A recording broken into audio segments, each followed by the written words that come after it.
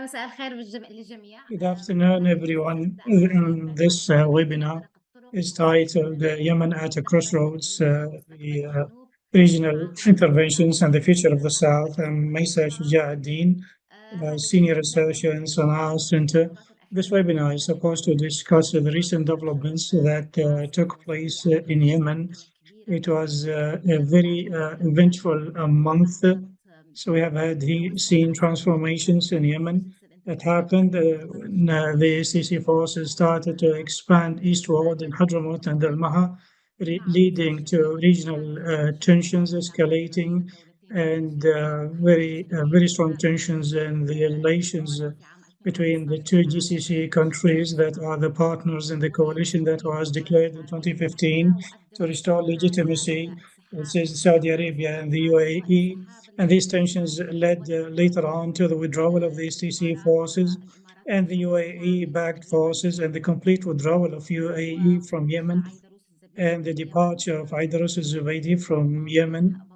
And he's in Abu Dhabi, probably and the declaration of the dissolution of the STC from Riyadh. All this had repercussions on the political situation in Yemen and gives us indications that Yemen is becoming part of a severe regional conflict that is related to the Horn of Africa, probably to the Arab-Israeli conflict. And there is a looming GCC crisis that will not end soon, and all these will have an impact on Yemen. So we'll discuss this all. We will also discuss the South Dialogue. We'll discuss it with our guests, Mr. Akram Al-Ameri. He's the Secretary General of Hadramout Inclusive Conference. And then we'll have Awsan bin Seddah. He is the former coordinator of the foreign relations for the STC. Mr. Badr Al-Qahtani, the editor of the GCC file in the Asharq Al-Awsat newspaper, and Dr. Yasmine Farouk, the manager of the GCC file or project under the International Crisis Group. So we start by asking Akram. Akram, you are now in Riyadh, and you are the Secretary General of the Hadramout Inclusive Conference, and Hadramout was in the heart of this crisis that happened in the last month. Hadramout is a vast governorate, and it is the largest in Yemen, and maybe Hadramout by itself is larger than the rest of the south and the north. In Hadramaut, there was always competition. The Hadramaut Inclusive Conference was created in order to represent all the social and political segments in the Hadrami society. The STC thought or was claiming that it is representing the entire South. So there is competition here. So can you explain to us what is the position of Hadramaut Inclusive Conference vis-a-vis the declining role of the STC? Thank you, Maysa, and I'd like to thank the Sana'a Center for this invitation and for this space. Well, this is a high time, but it is at the same time as it's extremely complicated. So I think we have started a new era that is completely and radically different than what is before it, and especially after the 3rd of December 2024. So we have seen that there is a shrinking of the STC as a political entity, and I think this can be ascribed to different reasons. Yes, the military storming of Hadramaut and Al-Mahra triggered that. It was the last straw, but it is much broader than that. It goes far because it is about the political history of the STC, and this started clearly since the 7th of April 2022, since the PLC was created. That represented an opportunity to start a broad political partnership phase where all the important political groups can be part of it in the liberated governorates. And that was a glimpse of hope for everyone in Yemen as well as for the regional and international community, because it was about ending a previous stage of political rivalry and military confrontations. But unfortunately, These hopes started to fade out as a result of some behaviors and acts by the STC that led to some accumulation of feuds. The purpose was to have political integration, but it led to political competition and then political conflict between the groups under the government. And the key actor in this was the STC. The reason for what happened in Hadramout and Al-Mahra and the later repercussions, I think there are different reasons for that. And in particular, I can summarize these reasons in two main reasons. Number one, the political dominance or hegemony. The STC, the dissolved STC people, they wanted to have political dominance and they established political dominance in the past 3 years. The complete control of different institutions, the monopoly of political and executive positions. And this led to the political dominance on the southern coast. Our question, the STC claimed that it is the sole representative of the South, and this led to some deep fractures inside the South, between the South and governorates. So all attempts for establishing dialogue have failed. So that was the first reason. It's the political dominance. And number two, the military might of the STC that was increasing and growing. So it seems that the STC leadership, as a result of the political blockages and the divide of other political groups in the south, and because of the military power that they have, they thought probably at a moment that they can establish a political reality and impose it. And therefore, they have taken the decision to move militarily towards Hadramaut and Al Mahra and to invade these two governorates. And that led to the situation we are in today. I think these are the two main reasons for the decline of the STC. And I believe that this decline is a sharp decline. It is a free fall. The STC achieved major gains in the past at the political, diplomatic level, but their behavior at a certain point of time, it was a miscalculation. They did not take into consideration the interests of the neighborhood, and even they did not take into account the interests of the people inside the country. In Hadramaut and Al Mahra, they thought that it is that it's the military might that can impose a political reality, and I think that was the biggest mistake of the HTC leadership. Okay, Hadramaut saw polarization recently, and we have seen some social and political factions and groups in Hadramaut. So they were inclined uh, to the STC, or they aligned themselves with the STC when the STC expanded militarily. And maybe these factions were funded by UAE or in coalition with the STC, or they align themselves with it. So, how will you deal with these factions and groups in order to prevent further polarization? I think at this stage, we have to distinguish clearly between the Southern question and the STC. These are two different things. The STC, the Southern question, sorry, there is no dispute that it is a fair question that has to be addressed and resolved. It's not only us in Hadramaut who are saying this. The different state institutions are saying this, and even the countries in the neighborhood are saying this. All the statements that we have heard from our brothers in Saudi Arabia and the diplomatic endeavors from countries in the region, they all confirm that this is a fair question, the Southern question, and it has to be resolved. The problem lied in the political extortion and blackmailing that was practiced using this Southern question. What is the political extortion or blackmailing that you refer to? Well, it's the monopoly of this question.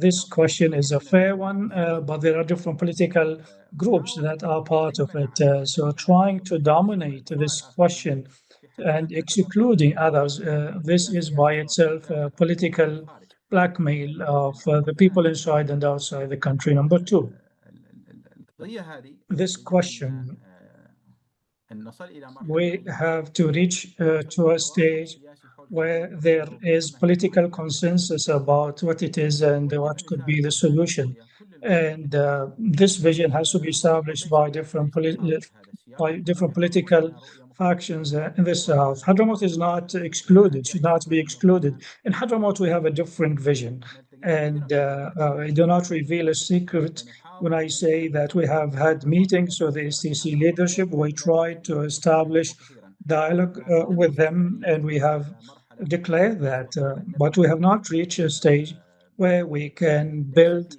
التزامات إثمية where we أو وفق can build مستهدفات dialogue محيسة without preconditions. كنا حاولنا So we tried. الشروط مثلا المسبقة. What were these preconditions? في آخر So, for example, المحاولة in the التي last بدء attempt الحوار مع to initiate dialogue with the STC, نقول بشكل we واضح were أننا saying نتحدث عن clearly that we had our مستهدفات الحوار reservations الجنوبي about the outcomes of the Southern dialogue نريد فتح document. الحوار مع المجلس So we العسكري wanted to have لا يجب a أن dialogue with نكون the ملزمين STC, بهذه الوثيقة but لأنها حوار we جنوبي should not have been وليس bound حوار by that document because we are not a حوار مفتوح party to it. We did not sign it. We يحدث wanted الحوار it a بشكل dialogue مفتوح لدينا without وثيقة للحوار preconditions and open dialogue. We have a document, our نريد own أن يكون document, as فتح part of the صفحة ملف Hadramaut الحوار كما Inclusive هو Conference since الرؤية April السياسية والاقتصادية والعسكرية لحضرموت 2017. We have هذا الذي defined كنا ملزمين what به could be the من الحوار political and the وهو military منتهج vision for الحوار Hadramaut. This نحن is نشرف what we عليه are وليس bound مكافأة to. ولكن We لا were يجب أن open to dialogue يكون with حوارنا ECC and other ليس factions, but we said that سياسيا لم we نكن should رافضين not enter into this dialogue with these طيب political هنا عندي conditions. سؤال لك I have a أنت هنا question في to الرياض you. You are in بخصوص Riyadh, مؤتمر الحوار and there are الجنوبي preparations for the في Southern عندي dialogue أمرين حابة أسألك عنهم process. So there are two أولا things that I كيف want ترى you هذه to ask you التجهيزات about. So how do you see these المحاضرات preparations الناتجة من happening, مؤتمر especially الحوار after the decision to dissolve the هل هذا STC? سيهمش So, التمثيل الجنوبي so الأساسي كما these preparations, are they تمثيل سياسي marginalizing أم a أنه southern سيحسن faction, the STC?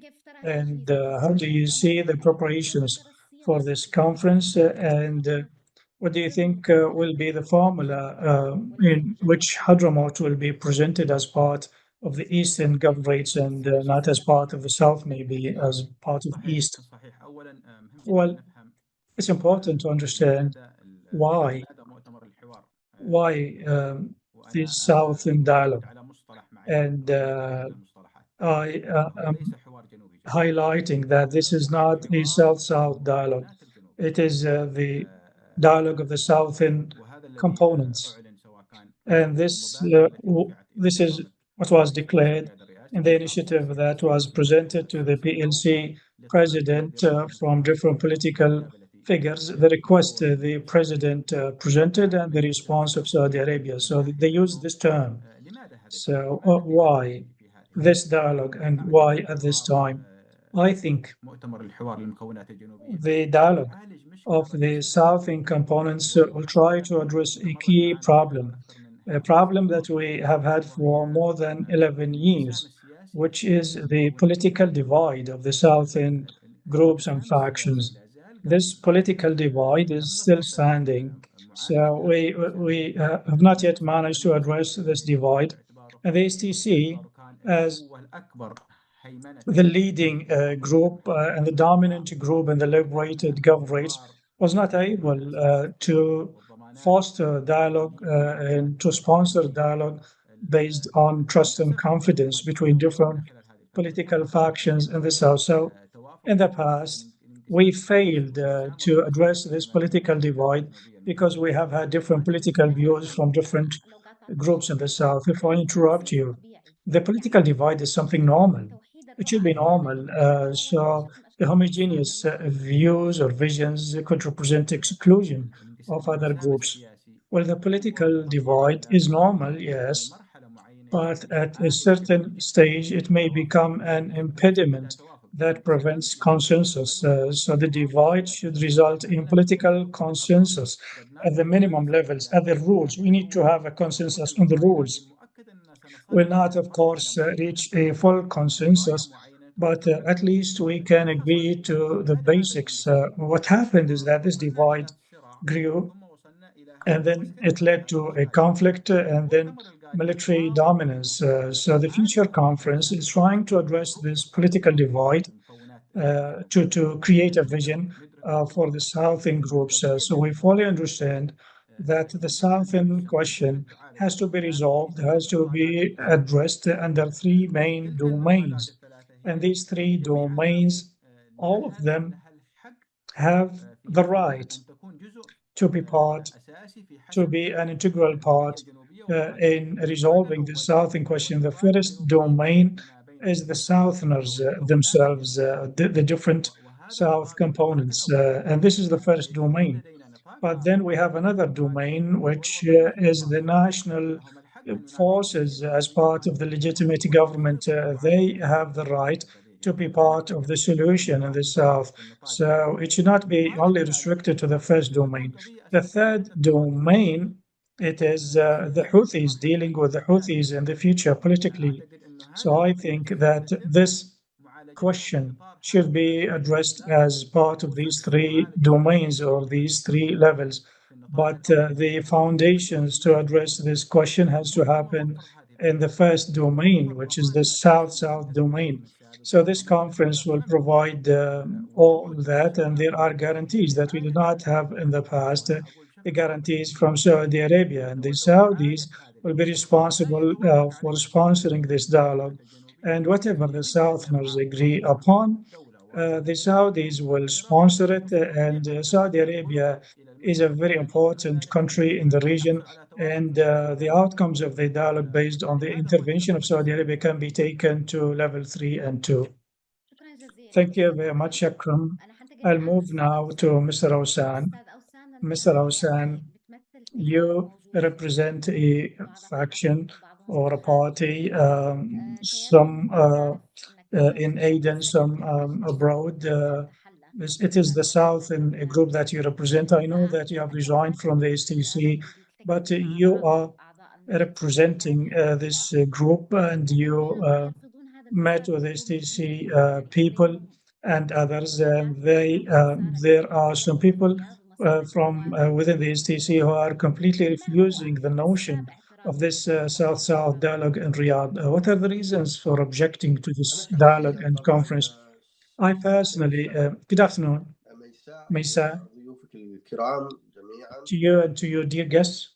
قبل الإجابة على سؤالِك أستاذة ميساء Before I answer your question, Maysa, من موقعي كحضرمي I'm speaking as a Hadrami person, as a person from Hadramout. I believe in the South Arabia project that started since the 1940s.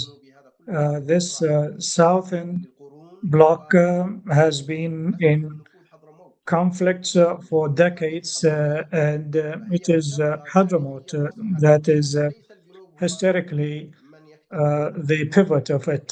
So the pivot should be Hadramaut and not the south. So this is an accumulation of the British colonization and the revolution in 67. So we are dealing with the current situation in the south.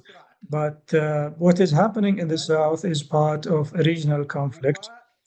And in addition to that, it is a political transformation within an area that has an identity, that has actors, that has historical roots.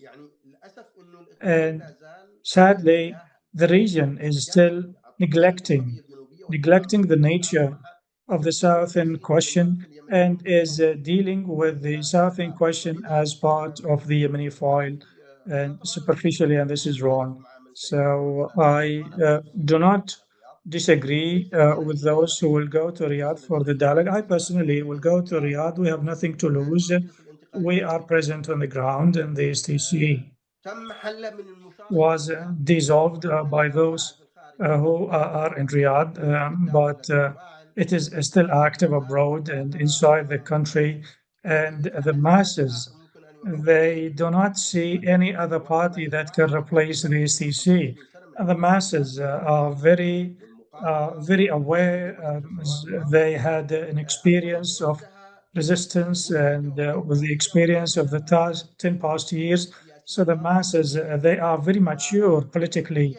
and they understand what is happening, and they will see, they'll be waiting to see what will come out of Riyadh, because we have STC people in Riyadh, and we have other factions and groups that are in Riyadh, and different personalities are abroad, and they had conflicts with the STC, and they will be part of this dialogue.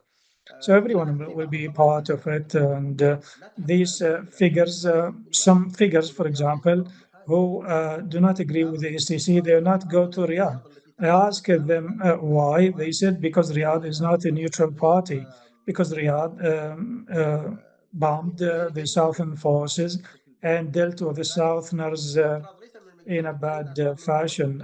So it is not only the SEC that is refusing this conference, it's many other Southern figures who are not convinced, and they want this dialogue to happen in a neutral country, not in Saudi Arabia. And also the actions that were associated with this conference, for example, the dissolution of the STC and the seizure of the STC delegation. I don't know if that was seizure or it was another kind of coercion.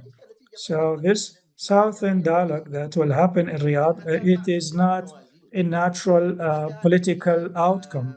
No, it happened after military conflict, and it was, well, it is a security approach. The purpose is to have a security approach to resolve the situation in the south.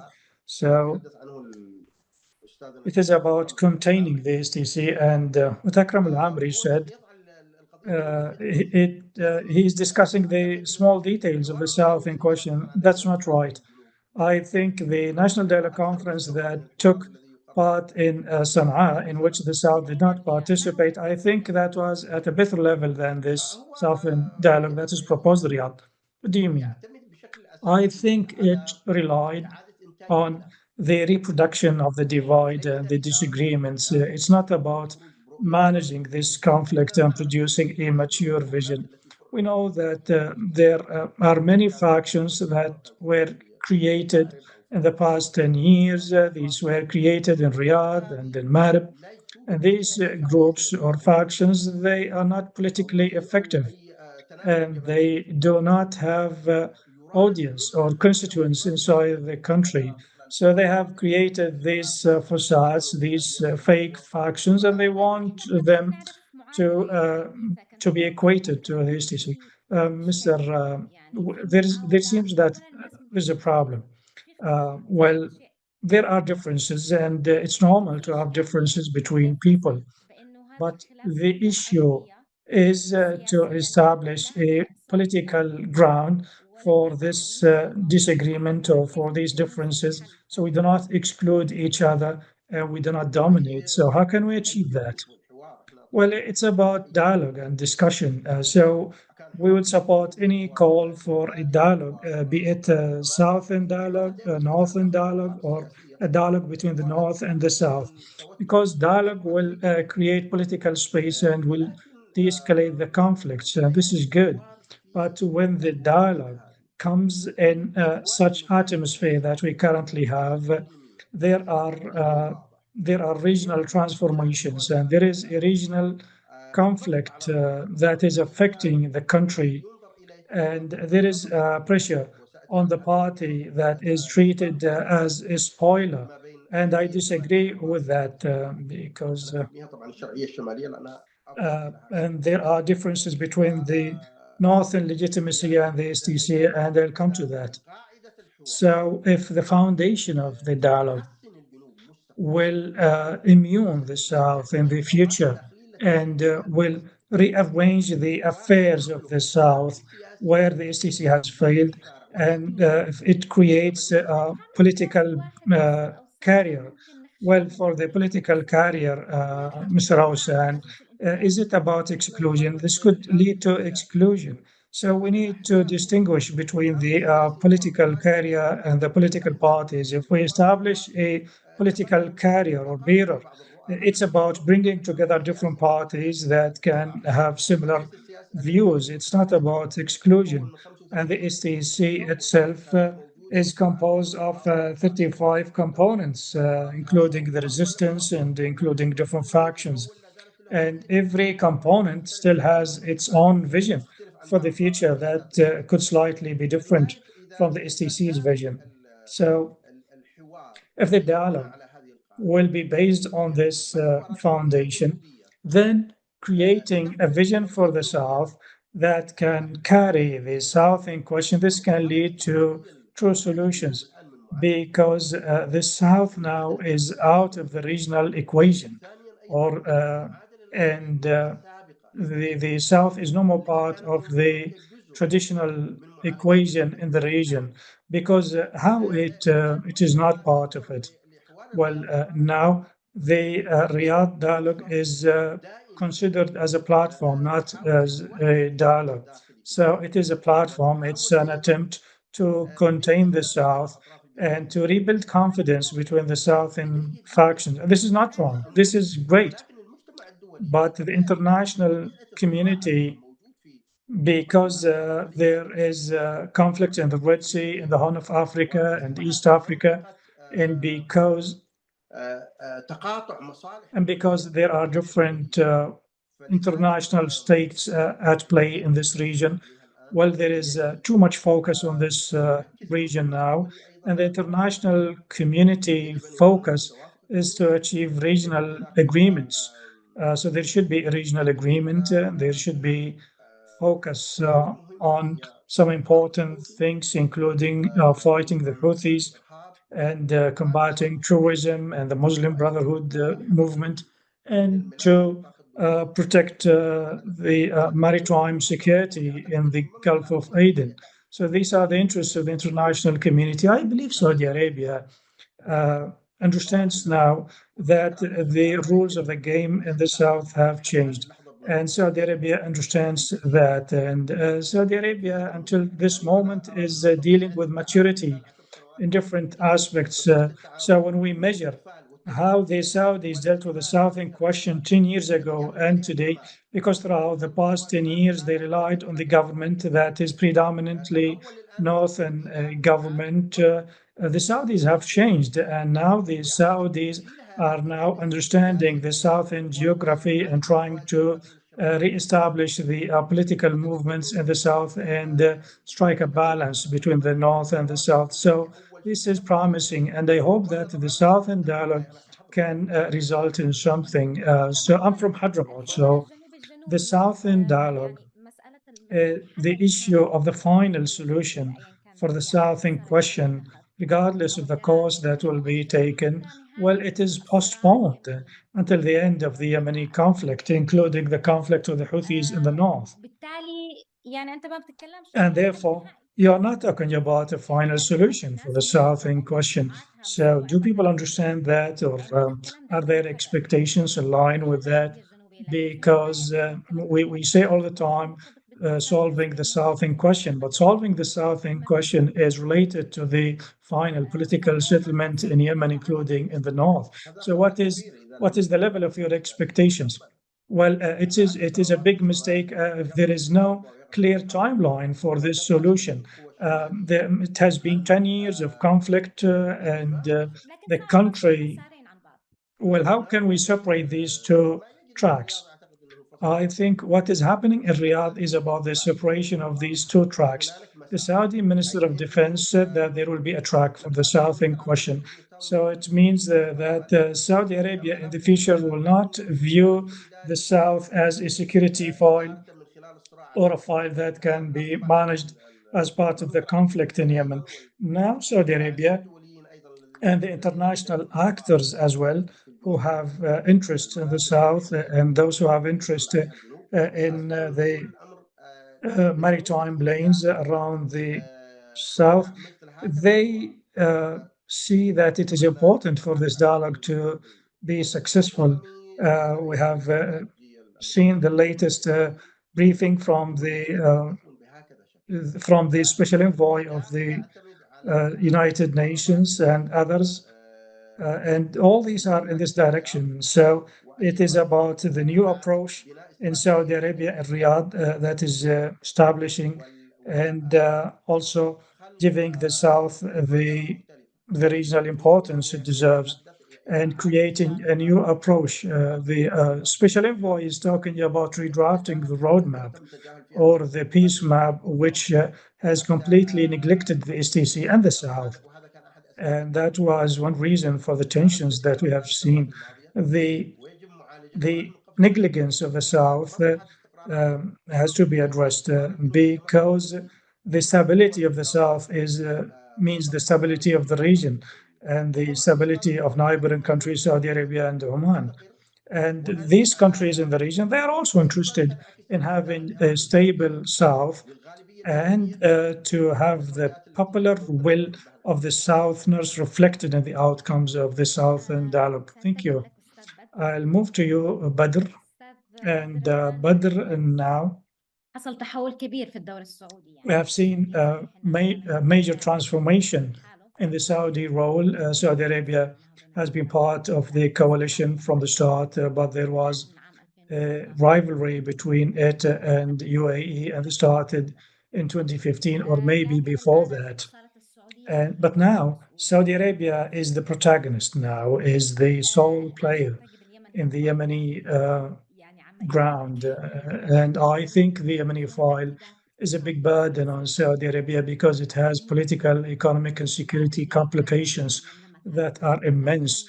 I don't know to what extent this file can be resolved, but I want to know what could be the priorities of Saudi Arabia for Yemen internally and for you in terms of your relations with the UAE. So UAE does not come back to Yemen or to prevent further escalation between you and UAE in other files. Good afternoon. First of all, I think the key priorities for Saudi Arabia in Yemen now are the following: to empower the government to fulfill its obligations in terms of services, military, and security.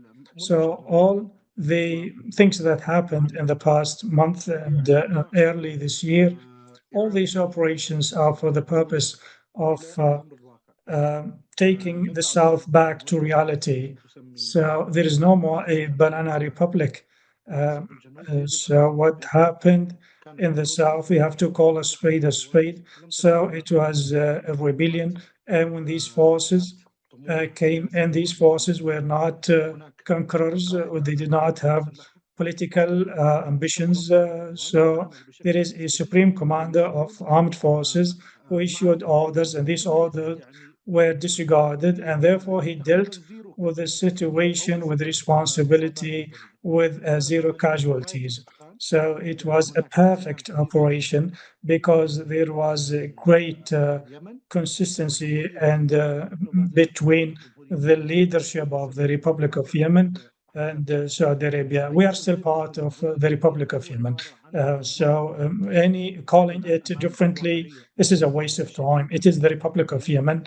This is the reality, and we have to call a spade a spade. And so it's about ensuring the sovereignty of the Republic of Yemen on the entire political and civilian life in the country. There's a question here. You're talking about the Republic of Yemen, and we have a component in the south that is sizable, that is calling for secession, the STC. So you have conducted some, the STC conducted a preparatory meeting for the dialogue, and the anthem of the South was played, and the flag of the South was raised. So this component is there. How would you deal with it? The STC is part of the past, and it will not come back. It was dissolved. What happens now is that we have Southern leaders who visited Saudi Arabia based on their free will. So no one forced them to come to Saudi Arabia. they came by themselves, and Aidarus al-Zubaydi exploited them actually, and he jeopardized them. Did they have an alternative? Yes, they had different alternatives. So I'm staying in the same hotel in which they claim they are being withheld. So I have rented a car and I took Dr. Abdel Nasser Al-Munibari and we went somewhere around to take a tour of Riyadh, and no one is apprehending them. So the entire delegation is in this hotel and they are free and no one is arresting them. You talked about the decision of the dissolution of the STC. It was a very hasty decision and it came from inside Riyadh. The STC has the right to discuss its dissolution or not, so why? The STC was dissolved and there are grassroots for the STC in Aden and in the south. The STC is a political frame for a group of people who believe in a certain idea. Dissolving the STC will not eliminate these people. Yes, exactly. This is true. But ideally, there is a Yemeni state, and the STC violated the sovereignty of this state, and the PLC president had patience against all the violations from the STC chairman. The least we can say about the STC violations against the Yemeni state is that these violations deserve that the STC should be dissolved. And we have seen that the backers of the STC, they left the UAE left in 24 hours. So this is the political reality now. I don't think that the STC has a future now.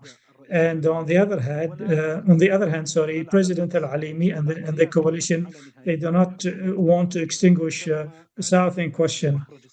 So when the operations were ongoing in Hadramout and Al-Mahra, the President Al-Alimi declared a Riyadh dialogue.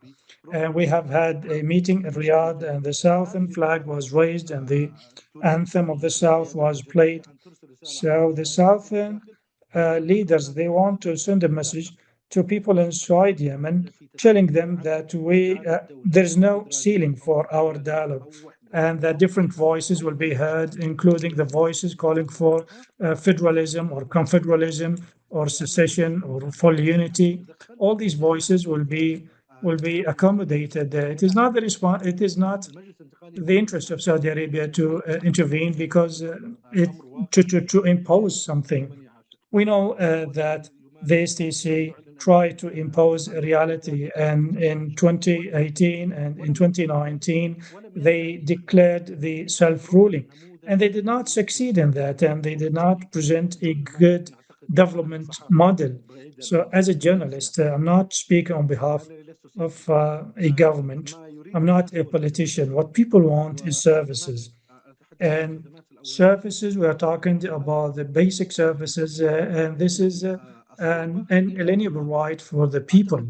And the governments are responsible for delivering that. So I think the future will be bright because we never imagined the military developments that happen to happen. And I think in the future it is development that will happen. And we have seen the interview of Abdel Nasser Wali, and in 48 hours, payments for the soldiers were made.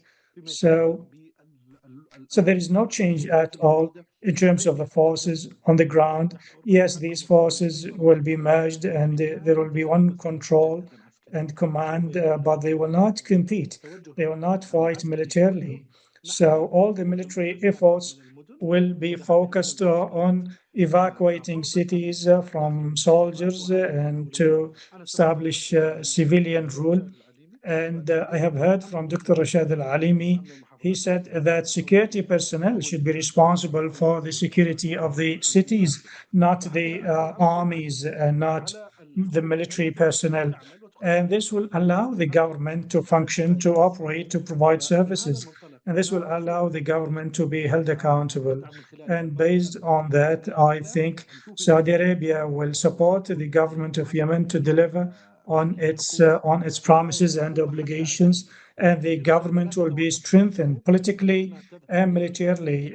So the message is not about the south only, but it also extends to the north. Well, I know that the discussion will be without any ceiling, and that all the southern components will be present, as you say. But the final solution of the situation in the south is postponed until the entire issue of Yemen is resolved. And many Southerners are saying that it has been 10 years and the situation in the north is not yet resolved. So why would we tie ourselves to the north, and the north can take forever? The Southerners have been patient for 30 years. So if they are patient for 10 more years, I think it will not be that much. But I do not expect it to be 10 years or not even 5 years.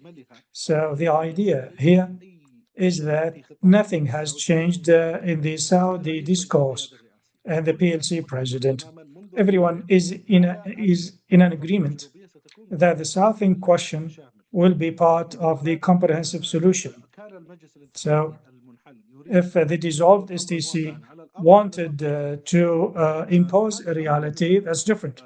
And this is no more there because the STC no more exists. Yes, there are still STC supporters, and there are people on the ground that are connected to the STC. But believe me, with the payment of the salaries, with the electricity services provided to the people, people will deal with the new political reality. So this is the new reality. If we want to talk about different things, then, well, I think the Southern leaders in the South, they have an exit. They have, and we are criticizing the conference, but the conference is not yet conducted. So let's wait for the conference to be conducted, and then we can analyze it. You said that they will not wait for 10 years. There were negotiations between the Saudis and the Houthis, mediated by Oman, and there have been different parties, including the STC, that felt marginalized, and they had comments about the leaked document, the roadmap. So can you explain to us how the recent developments will have an impact on the negotiations with the Houthis? I think based on this crisis, we learned something.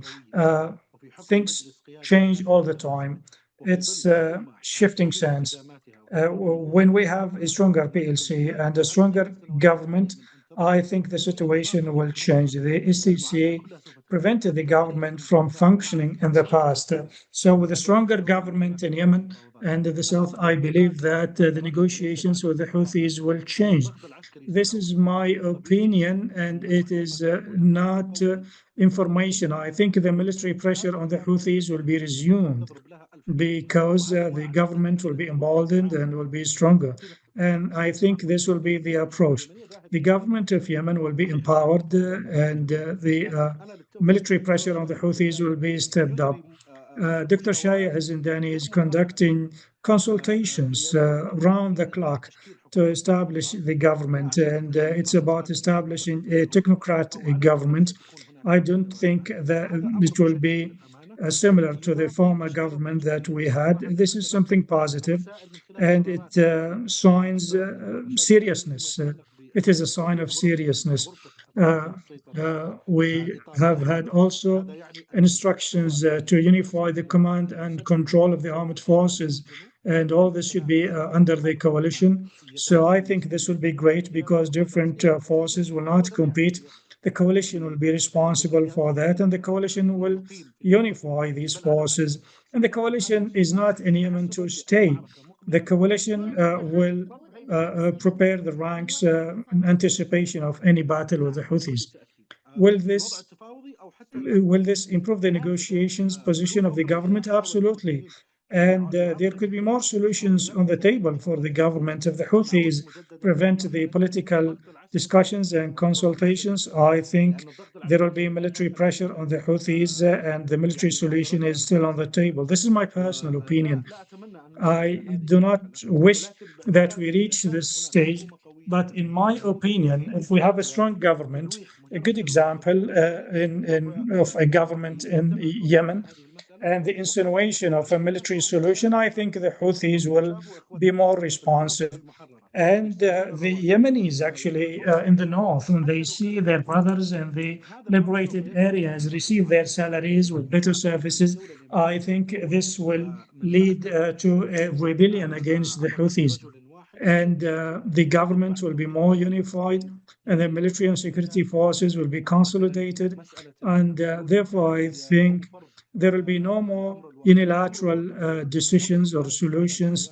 And no one can impose anything. We have the president, and he is the commander-in-chief of the armed forces. So the military will be unified, and everyone is represented in the PLC. The key political and military powers are represented in the PLC, and the government. I think there are new names that will join the government, new people. I don't know them, but and this is what is being said. So this government will reflect the willingness of the people, and it will ensure that the sovereignty of Yemen is extended to the entire territory of the country. And this will not eliminate the right of the Southerners to restore their state or to have a political solution that is satisfactory to them based on the conference. Thank you. وأتمنى إن هذا يحصل يعني. We hope that this happens. أستاذة ياسمين Yasmine, Dr. Yasmine, عفوا على الإطالة لكن sorry for keeping you waiting, but in the midst of all this, Yemen, it's obvious that Yemen is part of a regional conflict. It started as a regional conflict between Saudi Arabia and Iran. The conflict in Yemen erupted as a result of that. And now Yemen is in the background of other conflicts, the Arab-Israeli conflict and the conflict for the Horn of Africa. So I want to ask you some questions. We have Oman that is bordering Yemen. Can you explain to us the position of Oman vis-a-vis this crisis? Thank you, Maysa, for the invitation. I think that the position that we have seen from Oman was quite close to the vision of Saudi Arabia and its perspective to what happened in Yemen. It's known that Hadramout and Al-Mahra areas relied more for Saudi Arabia and Oman. This area relied on some kind of understandings and not the military solution or the military force. And the evidence of that is that the STC advanced in these gun raids without any military confrontations or resistance. So while we have the Omani national security, and the same applies to Saudi Arabia, this national security was shaken as a result of the STC advancement. So these areas were no longer seen as spheres of influence for these countries, especially for Oman. Al-Mahra. So Al-Mahra became a threat for Oman, and therefore these two countries tried to use different tools, not the tribal and the traditional tools. So the military tool started to be applied or taken into consideration. So we have seen that there was a military and security mobilization from the side of the Sultanate of Oman. That was the first action from the side of Oman. And number two, it's not a secret that the STC advancements happened while there were some attempts to revive the roadmap. And Oman was part of these attempts as a mediator or a broker. So what happened very much complicated the Omani mission. And another burden was added on Oman, which is the burden of protecting the national security of Oman and to protect the political and security considerations of Oman. So Oman became no more a broker or a mediator, but a party to the issue in Yemen. And Oman also tried to preserve its role as a mediator in order to be able to revive the roadmap talks between the Houthis, Saudi Arabia, and the STC. So we have seen security mobilization in Oman, and Oman um, uh, reached some understandings with groups in Al-Mahra. And Oman is also watching the Saudi UAE conflict. So within GCC countries, they do not like to use the term mediation, but we have seen the foreign minister of Oman visiting Abu Dhabi. So Oman maybe is now creating a channel for mediation, or trying to send messages to both Saudi Arabia and UAE. So Oman is no more a mediator, but also as a party that has interests, and these interests will be defended. So you talked about the Saudi and the UAE conflict in the region. Do you think that Yemen will lead to a change in the relations between these two countries? Will UAE retreat, or will Yemen just become another station of the Saudi UAE conflict? Do you think that UAE still have cards in Yemen? Idris Zubaydi, for example, is most likely in the UAE now, and he's calling people to protest. So do you think that UAE still has some chips that can be used in Yemen? Or do you think that UAE has completely withdrawn? Well, the official position of UAE is the retreat, the withdrawal, and they have even abandoned the factors that may help other parties to reach a solution in Yemen. UAE intervened based on an invitation, and they are now formally and publicly saying that they have been asked to leave and they left.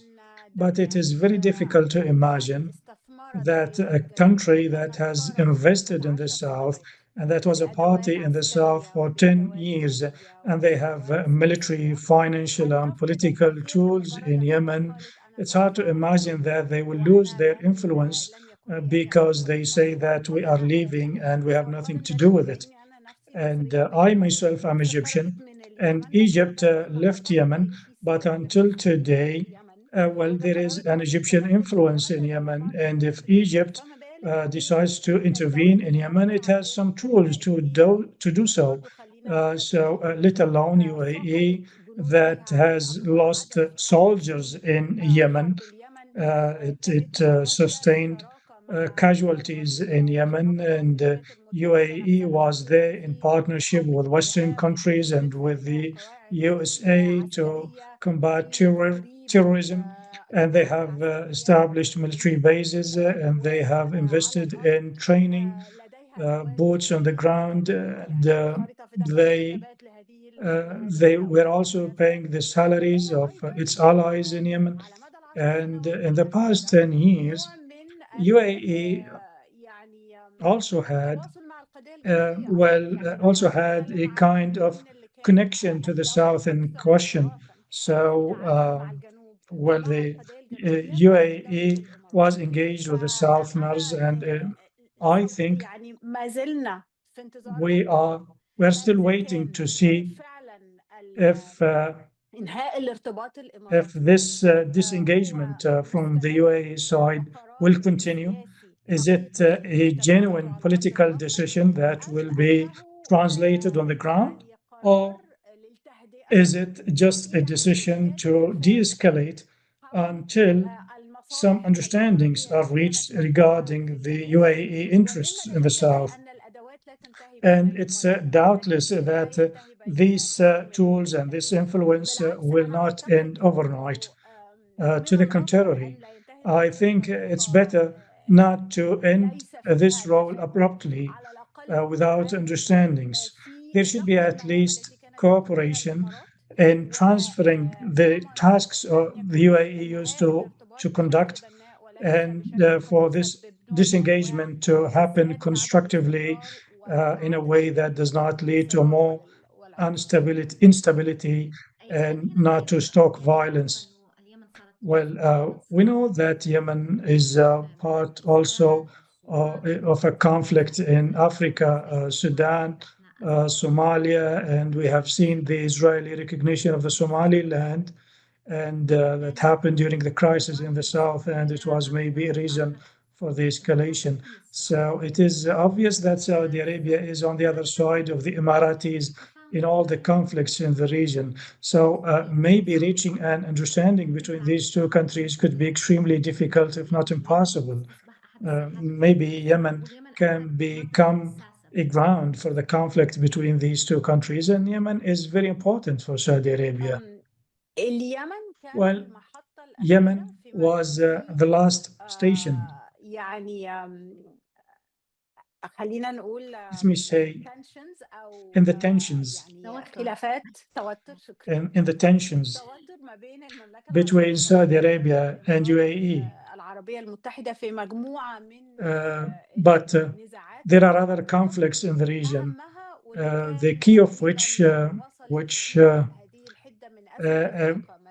and this is the existing conflict in Sudan, and there is a complete mistrust between these two countries on Sudan. But Yemen, by itself, it has its own importance. Its importance to the Saudi national security. So Yemen, now the conflict, well, Yemen was the conflict that has been chosen in order to establish the red lines between the two countries, how to distinguish between the regional competition and the red lines related to the national security. What is the line between the right of every country to compete with the others and to try to find more resources, and what some countries see as an acquired right for them to establish the red lines.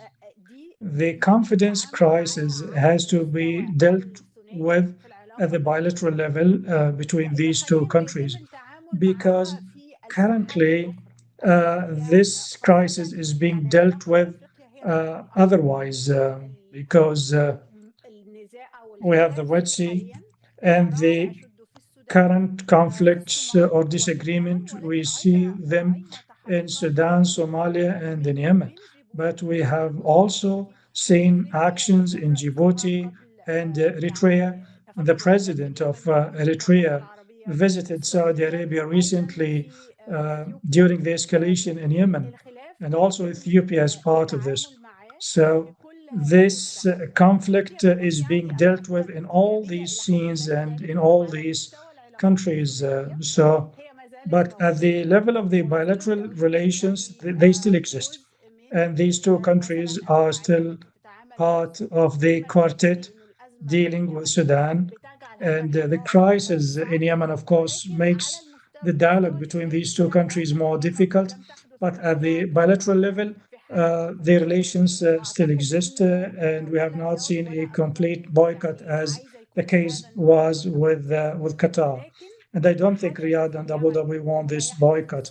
But what happened in Yemen and what is happening in Sudan is an evidence that the diplomatic tools and the dialogue has failed. And therefore, we need to examine the reasons for this failure. These two countries, they need to talk openly, and they need to engage in a political discussion credibly in order for it to be effective. Red Sea region, the two sides of it, the Arabian Peninsula, the Horn of Africa, and Sudan, I think this region will see escalation until this bilateral dialogue between these two countries happen, for them to establish red lines, for them to decide their respective rights in terms of their resources and the protection of their national security. Thank you. We will open the floor for questions now. I hope that you can write your questions in the chat box because it's not possible to ask verbally. So if you have questions, please drop them. And Mr. Badr sadly has left us. We wanted to ask him more about UAE, but he left. So I hope that you can ask your questions in the chat box, and we have some questions already. There is a question that I will address to Akram because he's in Riyadh and maybe he knows more. It's about the mechanism and how the representatives in the Riyadh conference are selected. I think there are more than 3,000 people who expressed their will to participate in the conference, but of course, the number of participants will be much less. So what will be the mechanism to select the participants in the Riyadh conference so important people or parties are not excluded? شكرا كثيرا. Thank you. بالنسبة لآلية المشاركة Regarding the participation mechanism in the Southern Conference in Riyadh, I think we have very long lists of people who wanted to participate, and we understand that the Southern factions, they want to find solutions to end the conflict regarding the representation of the South in question. So people are extremely engaged and they are very interested in participating, and it will be sponsored by Saudi Arabia, of course. So the mechanism ستبتدئ بشكل واضح عندما يتم تشكيل the mechanism will be clear when the preparatory committee of the conference will be established. I had a question. So when the conference will happen, because I have heard that it will happen before Ramadan, but I'm not sure. التوقيت غير واضح. Well, the timing is not yet clear, اعتماد التوقيت يعتمد but على مجمل أو جملة من defining a certain date depends on the preparations that have to be finalized. And I go back to the criteria for the selection. I think we'll have mixed criteria, not one criterion. So geography will be a criterion, for example, and the political figures also will be respected, the representation of the youth and women. And the purpose is to كل شرائح have all the groups, the segments, and the factions of the Southern community should be represented. It's of course impossible to represent everybody, and the representation has to be relative representation. So women should be represented by some figures, female figures, and the youth should be represented, and the academia, the scholars, the religious leaders, and the political figures should be represented. We have political figures who are not part of any political movements, but they have important opinions and they have weight. So we have seen interest in participating from political figures who departed the political scene in the past. So Ali Nasser Muhammad, for example, Ahmed Al-Maysari, all these figures, they are part of the South, and it's important for their vision to be expressed. هذا تقريبا ما يمكن قوله فيما يتعلق بالمعايير. So this is what I can say about the selection criteria. Okay, in addition to the selection criteria, I wanted to ask you about whether there are any expectations from this conference. Of course, the final solution of the Southern question is pending the comprehensive solution for Yemen and the negotiations with the Houthis. So what are the expectations from this conference from your side?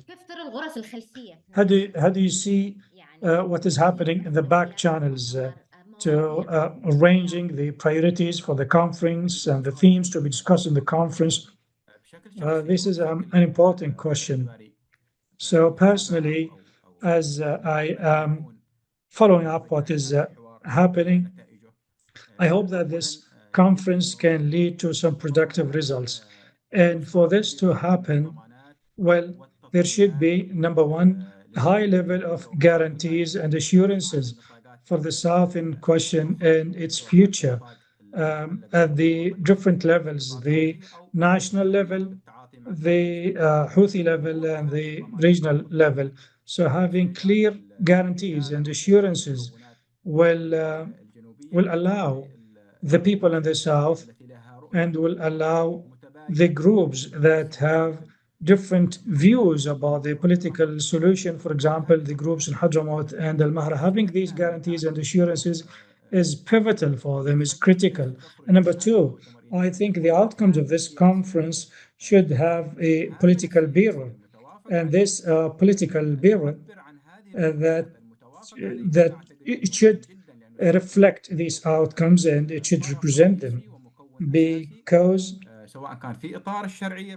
the political bureau is very important, and it is a party that will be part of the government, and it will be part of the negotiations with the Houthis if these negotiations happen. And number three, this conference should lead to a clear political vision about the South in question, how it should be dealt with and its entitlements. And it should also reflect the aspirations of other governorates, including Hadramaut, for example. And in the recent crisis in November and December, the Hadrami people defended their project even before the state institutions intervene and before the intervention from Saudi Arabia. The intervention from Saudi Arabia came after they have seen that the people of Hadramaut were resilient and they defended their project and they rejected the imposition of a certain ideology on them by force. So I think these should be the outcomes of this future conference. Thank you, Awsan. There is a question from the same person who asked the first questions regarding his name is Kareem Shaban. Secession, is it a realistic demand in light of the geopolitical situation? Because it seems that there is regional rejection of a secession, because any secession in Yemen may lead to secession somewhere else. So why secession? Why can't you be more realistic in your demands? Well, the Yemen is the Yemeni state supposed to be a unified state?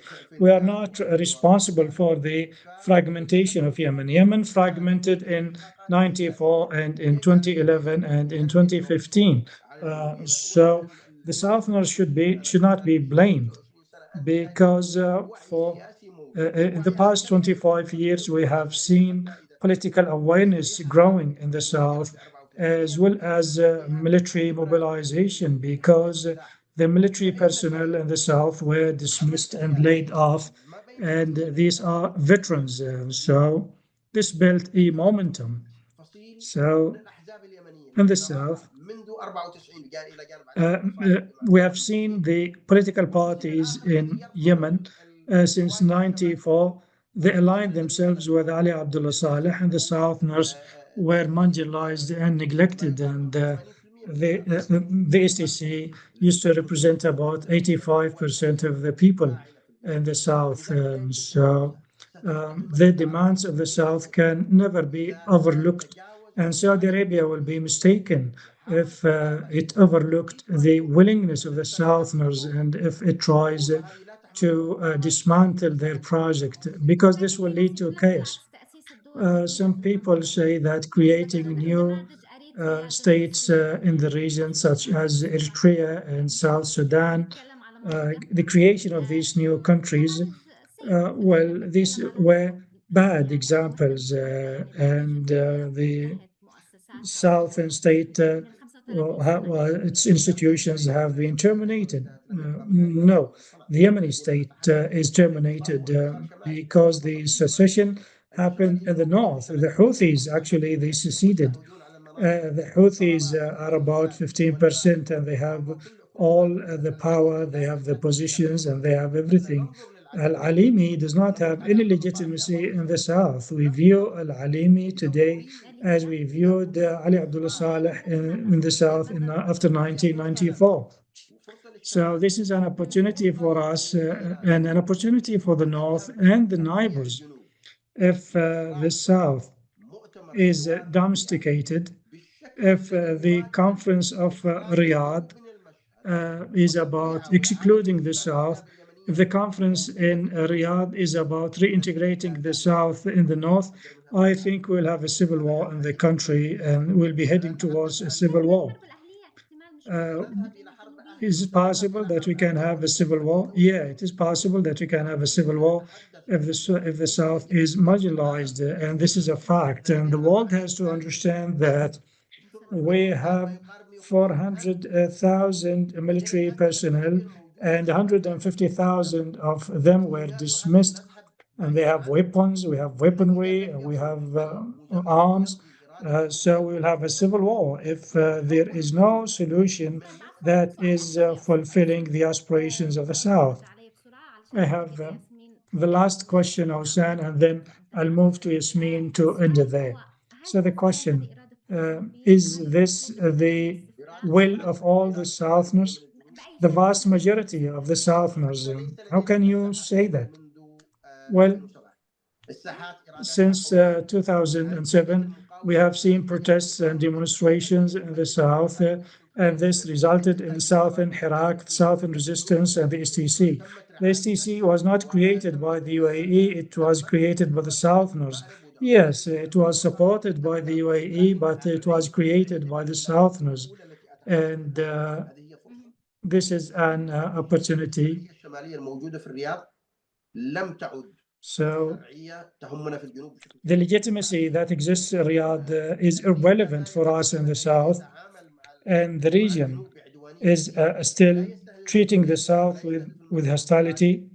So the region is not targeting Zubaydi or the STC. The region is targeting the South in question and manipulating the South in question, trying to extinguish it.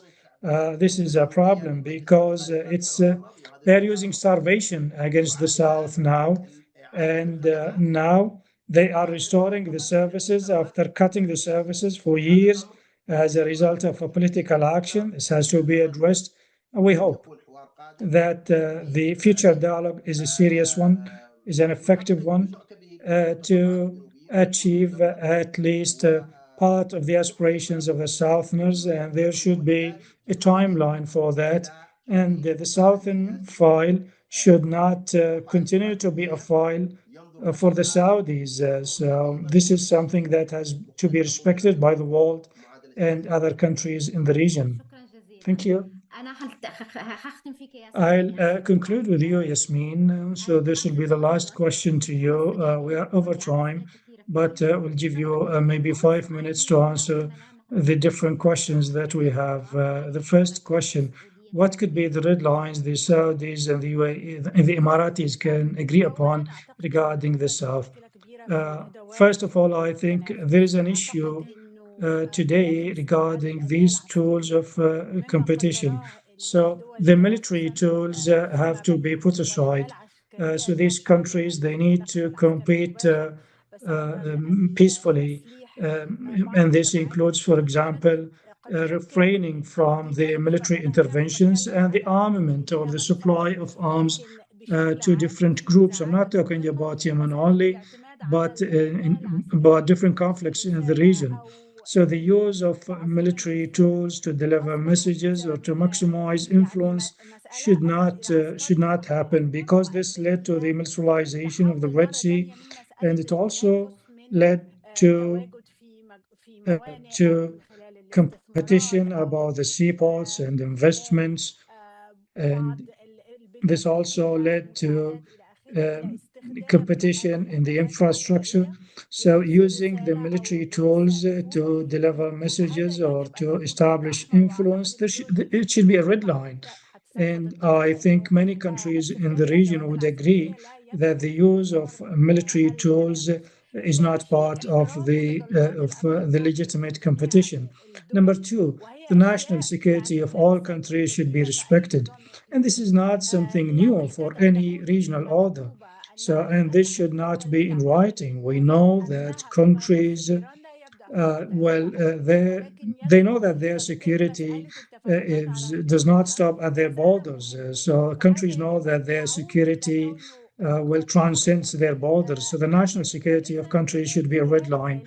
And number three, they need to create mechanisms for dialogue, for discussion. So they need to empower the dialogue tools in the region. And the dialogue should not be a formal dialogue, it has to be a genuine dialogue. And number four, well, ends do not justify the means. So these countries have used all tools that did not lead to resolving the conflict in Yemen, did not lead to resolving the problems in Sudan and Somal, did not lead to the elimination of the Houthis. So does this mean that they need to use tools that can exacerbate things because this can lead to a confrontation between two regional powers such as Saudi Arabia and UAE? I think there should be a red line here. These are the red lines that need to be established and agreed upon. And if this happens, I think it will go back to competitiveness and not conflict. Thank you. And you have raised the issue of dialogue. Mr. Badr left us, but what you said is important. We have this forthcoming Southern question. We have this question from Peter. He's asking, you visit Yemen now, so what Saudi Arabia wants? What do you expect Saudi Arabia to be wanting from this dialogue? And the last time when Saudi Arabia had Yemeni dialogue, when the PLC was created, well, the outcomes were ready and agreed upon before the Yemenis started their dialogue. Do you think that a similar thing is happening now? I think what we hope from the dialogue is to resolve this issue. And I think this is the intention. I think the conflict will not be contained, but the problem will be resolved. So, whatever the intentions, because there is a disagreement regarding the STC push, military push. So the motives of the STC were based on facts on the ground and real problems that existed. So maybe they used the military tools, and that was a negative thing to do. And there should be messages that containing this problem militarily should not happen, and that this Southern question has to be resolved in its roots. And resolving it in its roots does not mean addressing the issues in the South only, but also addressing some other issues in the North. So you are linking these two tracks, the North and the South. I think, yes, these two tracks are tied because the solution in Yemen is related to the solution about the Red Sea, and the solution to this conflict could have political, economic, and military repercussions in the region, and these could be dangerous. So we cannot separate between the Southern question and the issues in the North and the Houthis. So I think we need to have a comprehensive approach. We need to select a new tool that is constructive and not destructive. And I think this is now the view in Riyadh. So they do not want to contain it. It is they want to solve it. Thank you, Yasmine, and that was the best end. Thank you, Yasmine. We have exceeded our time. And I'd like to thank you, Awsan, Akram, and Badr, who left us. Thank you.